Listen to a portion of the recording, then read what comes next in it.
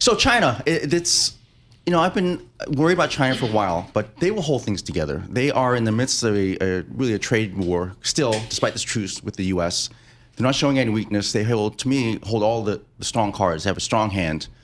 And what they want to portray is strength, stability, and future development. I think we're expecting a big focus on AI chips and technology to come out of this. Right. A shift to greater consumption and greater well-being, all this stuff, but just really to portray strength. I think you had mentioned the military shakeup before. I think that's sort of sending a warning to others that may, hey, you better get on board with this or you're gone. Is currency a weapon or tool for the president? Is it a tool for Beijing?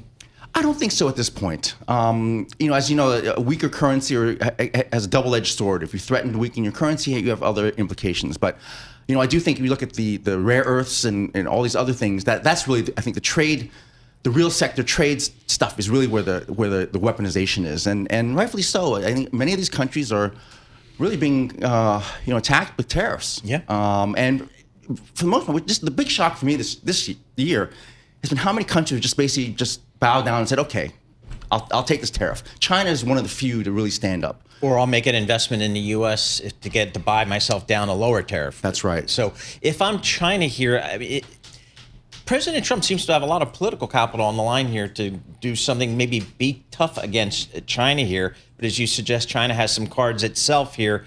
Should we expect any resolution in the near term here?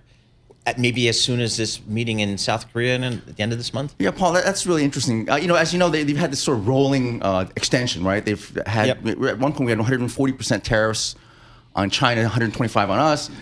That, was on truce. It's been kind of rolled over. It comes due in the middle of November. I think the easy thing is to sort of keep rolling it on. I mean, it's just so the battle is so difficult. I mean, it's going to be hard for either side to really back down. So to me, that would be good news, extension. But look, let me remind you, we're still, even with this truce, we're still putting 30% tariffs on China, right, and vice versa. And that's still quite a huge hit to the consumer. I keep hearing how we may see that in Christmas toys season. Interesting. Lisa and I just got back from a couple of days in Washington, D.C. Nobody in town. I mean, nobody. At what point do we worry about a government shutdown? Yeah, it's so. I just saw the headline here on Bloomberg. It's the second longest now. Okay. Another 10 days, I think, or so, and it'll be the longest. It is amazing how sort of nonchalant the markets have been. I think that the big reason is that it doesn't have to do with the debt ceiling, and so there's no risk of default on Treasury. That's something that we've seen in the past. Okay. That's the only good news I can get out of this. The worst thing that I can get out of this is that we're not getting any data. We do look at the CPI just through a quirk, a sort of calendar requirement quirk this Friday. But other than that, we are flying blind. The Fed is flying blind ahead of an FOMC meeting next Wednesday.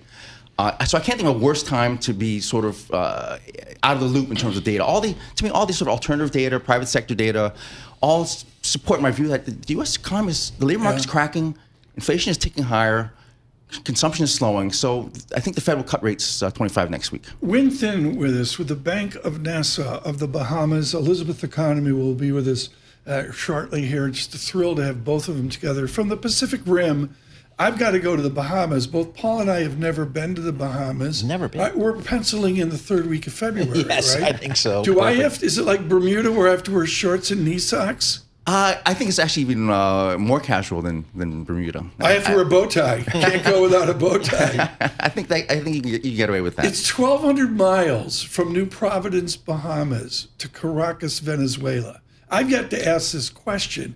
You're briefing with the Bank of Nassau on the greater Caribbean given these tensions. What have you learned and what are you analyzing and saying? Yeah, no, this, Latin America, it wasn't on my bingo card for being a real, problem area this year. But we've obviously had troubles in Argentina.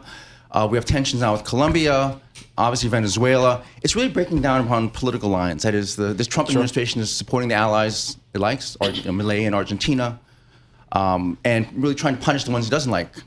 Petro in Colombia, Maduro in Venezuela, Lula in Brazil. So it's really along fault lines, and it's very strange to me because Latin America has always been more about the economic ties. Mexico and the U.S. have deep ties. Right. Last time we had a huge bailout there was during the tequila crisis, and there was many reasons for that. this whole Argentina thing that's bubbling around is really doesn't make much sense to me. I don't know why the U.S. Treasury is intervening to support the Argentine peso, which makes no sense. I mean, it's a money-losing proposition.